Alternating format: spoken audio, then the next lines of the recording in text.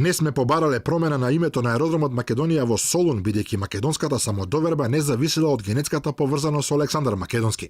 Во заедничко гостување на дебата со премиерот Заев, вице-премиерката Шекеринска објаснуваше зошто немало потреба да се бара од грчката страна возвратен гест за нашата промена на имињето на аеродромот во Скопје и на автопатот кој води кон Грција. Не беше дел од преговорите, заради тоа што сметаме дека ние сме сигурни во себе и мора да почнеме да развиваме нација која што ќе има самодоверба и чија што самодоверба нема да зависи од тоа кој бил со повеќе ДНК поблизок до Александар Македонски.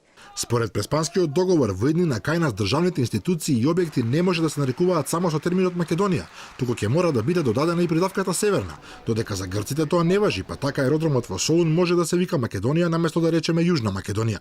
Инаку во контекст на Александар Македонски и премиерот Заев, додека ја објаснуваше заедничката историја со Грција во античко време, исто така го спомена древниот крал кој имал досега непознати врски дури и со Украина. Од антиката споменици останати, тие само по себе потврдуваат дека антиката била присутна насекаде.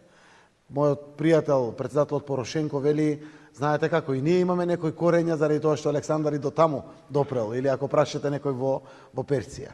Одговарајќи на прашање од публиката, Заев објасни зошто Македонија го прифатила грчкиот аргумент дека е неопходно име ерга омнес. Грчката страна уверувала дека доколку остане едно име за внатрешна, а второ за надворешна употреба, тоа ќе било основа за идни недоразбирања и конфликти, пошто македонската страна се согласила дека тоа е навистина така. На крајот Заев заклучи дека токму овој договор е најдобриот кој било кога сме можеле да го постигнеме.